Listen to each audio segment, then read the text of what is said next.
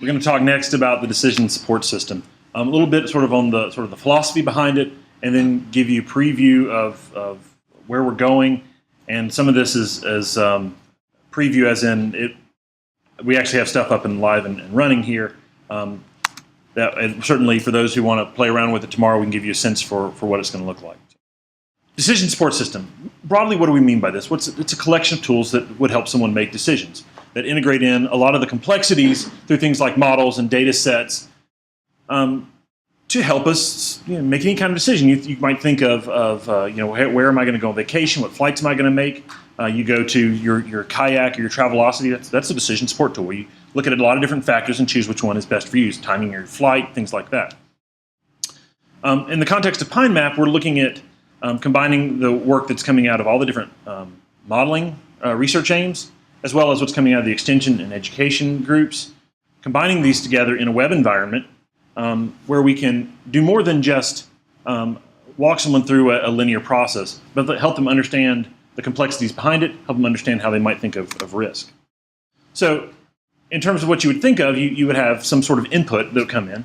An input would be information such as the climate projections, what are the sensitivities in there, what are some of the triggers that might be included. So for example, in pine productivity, maybe we're looking at the northern extent and how that's affected by extreme minimum temperatures. That might be one of the inputs. But it's not we don't want it to be a black box because then it's not necessarily useful for the audience that we're targeting focused on risk assessment. And that's where a lot of what DSS centers around is looking at what are the odds of something happening in the future, and then what are the risks and opportunities associated with that. And everyone's going to have their own risk profile where they want to go in and they say, well, I feel like I'm pretty confident in this, and I'm going to be a little riskier. Other people may say, I'm not so confident in that. I want to be a little more cautious. And utilizing the different information sets that are available to help individual users that may go through a decision process actually come to a decision that they feel they understand and have some confidence in.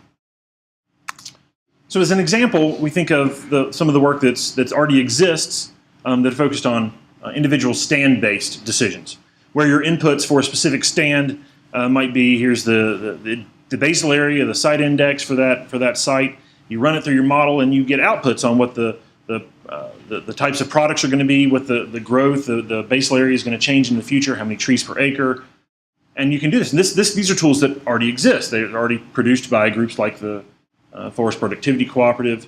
So there are existing things that are out there that are focused on stand-level decision-making. So for PINEMAP, what we wanted to do is how do we look at something that's going to cover the entire region and help us with regional guidance for decision-making, both associated with climate risks and opportunities. We're talking about, for example, opportunities in terms of potential northern expansion, increases in potential productivity, like we just saw a few minutes ago, different strategies for management. So we are trying to coordinate a lot of the different research studies that are being done across the research aims, incorporating in the efforts by the extension and the educational themes, bringing this together into an environment that hopefully lets someone go through, if they're not already adequately educated about the risks and the opportunities, that they can learn about it. They can go through a process that will help them get a sense as to what's going to happen in the future and then help them make decisions that are relevant to them. And of course, the first step in developing any kind of tool like this is who are you building it for? So there's a lot of effort that went in the first couple of years into identifying exactly who the audience is and what their specific needs are. And there's a potential broad range of folks here, but what we isolated on was really this is a decision support tool for professionals, not necessarily for the casual landowner who isn't very knowledgeable of these things and maybe doesn't want to get knowledgeable. We would encourage them to hire a professional or otherwise rely on professionals, be they professional foresters, extension foresters, corporate foresters, but people who really study and understand these things so that they can assess what are reasonable risks, and they might work with a private landowner who isn't as sophisticated to make good choices. So with that focus in mind, we did interaction with primarily relying on the extension team, as well as their feedbacks with some of the folks that they work with directly. What are the questions they're asking? How do we then connect PINEMAP relevant research into those questions to give them guidance? And then how do we then think about technology and presentation and design, data manipulation, to actually build something that they could go to as a web tool, walk through some of these things, and get some guidance out of it. We've gone through now 3 different iterations on how this design might work. And they've evolved tremendously with each step. Even this most recent one was a pretty transformative process for us in terms of how we think about how the information is presented, how do we focus on regional issues. What we did is we've taken a lot of those questions that are asked by professional foresters, and I'll give you examples of some of those here in a minute. We've broken those down into 4 general categories to try and organize it. This category is focused on environment. What are the sort of the environmental factors like precipitation, drought, soils, water availability? We've got establishment questions that are asked when you're trying to establish a stand. What's the site management, site prep you need to think about? What are the soils questions you might have associated with that? What are the genetics questions you have associated with that for what you're going to deploy? Management issues, thinning, those kinds of issues that are associated with how do you manage the stand over its life. And then other general questions about productivity. How productive is there going to be? What's going to be my carbon storage? What's going to be the total productivity? What's going to be the total green weight that may be established over time? So these things have sort of come together, and we've organized them into these 4 core areas. So as an example, a question from a professional forester may be, what is the risk of southern pine beetle outbreaks into the future? Well, there's PINEMAP research looking at southern pine beetle risk, and they have a model that can help predict that. And so what we can take is the output from that model, connecting it into the climate risks, put it into a map that allows a person to look regionally and then go in and look locally at what the risk might be and how that risk might change. And so that person could go to a web page that is on the PINEMAP site that looks like this, where they would go to the management area. They might focus on pests, and there's a tool focused on southern pine beetle outbreak risk. Now this is a conceptual draft. This isn't the actual raw data from the output, but it gives you an idea as to what this will look like. Where here are some risk areas, and you can zoom in on your location of interest, and then maybe scroll down and see, okay, this is high risk, how might that change? Oh, and then down at the bottom, there's some other educational material that might help you better understand what that risk is, and then link to other tools, like, for example, a thinning tool that might help you manage that risk optimally to minimize your risk of southern pine beetle, but also maximize your other goals. So we have a range of tools in progress. One is focused on thinning, where you actually have a live thinning tool working very heavily with Eric Taylor on. I think this is going to work. We'll see.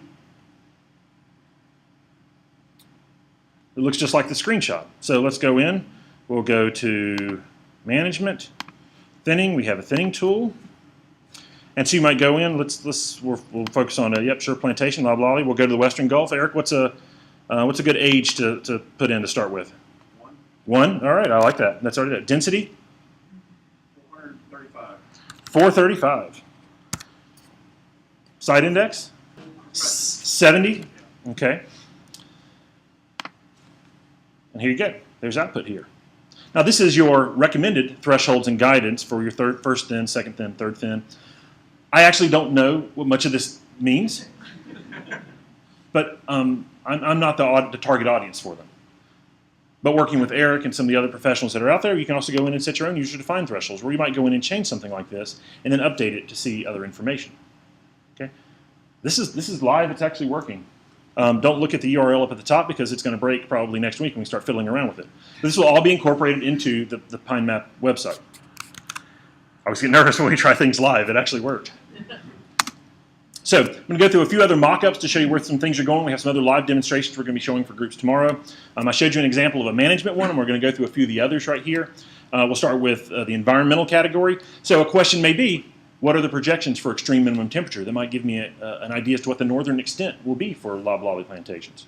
So we would go in and maybe choose, look at not the historical baseline data. Maybe we're going to look at future projections. We'll look at mid-century, 2061 to 2080. We'll set our minimum temperature threshold for our specific variety of interest to 20 Fahrenheit. I'm going to look at the winter time period, and I'm going to use, in this case, the emission scenario 4.5. Here is the output. Here's the mean projected here. We also 2 tabs for the minimum and the maximum over that range.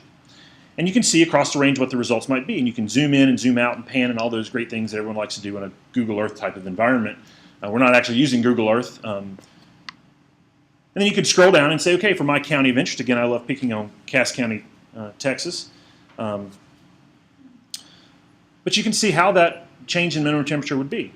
Maybe next we want to go in and look at northern Kentucky and see where that how that decrease in the number of days below 30 or 20 degrees, how often that occurs. But also included is, and this is very important, is not just what the multi-model mean is, what's the range, what's the uncertainty in this? So in this case, in this example, we have a projected change by mid-century of minus 2.8 degrees, plus or minus 2.1 degrees. Now this comes back to some of the questions that were raised earlier. What if the projected change is within those error limits? It's not a very meaningful change then. So if, for example, that projected change of maybe it was minus 1.5 degree days, plus or minus 2.1 days. Well, that means there's a lot of error relative to the signal. And we want to be able to explain that to users so that they can incorporate that into their decision making. So we want to make sure that we include some sort of sense of what the confidence intervals are. What's the range of potential error into the future so that that can be incorporated into decision making. Another example, Randy just told me it's going to get a lot warmer, we're going to have a lot more productivity. What's the best seed for me to plant into the future? So we've been working with Gary Peter, where they're looking at some of the quantitative models to try and do that, but also relying on some well-established rules that have been published for many years of looking at some baseline 5-degree isotherms and how you might choose seed from other areas. So you might look at a range of isotherms into the future, again for your region, focus on your specific county of interest, and then I'd say, okay, here are areas where we might want to look at genetics that come from this general region in the future. We can do some other things, like, well, maybe if you want to get more drought resistant, maybe you go further west within that region. If you want not as concerned about drought resistance, maybe you look at other areas. And to try and incorporate some of that information as part of a visual interface that's then intuitive to a set of users that can provide a sense of guidance. So in this case, what we see here is focused on, again, annual precipitation, or excuse me, annual temperature extremes and how those may change into the future and how that might affect with in a graphical way, someone might go in and be able to actually use this to make a decision. Another question, this time focused on the production side, a very broad question: what is the future productivity? So Randy showed you stuff that was hot off the press. It was so hot, I think this was what, last Thursday or Friday? But Evan was able to send us some stuff, and we were able to throw it right into the same interface. So this was actually a screenshot of what it would look like.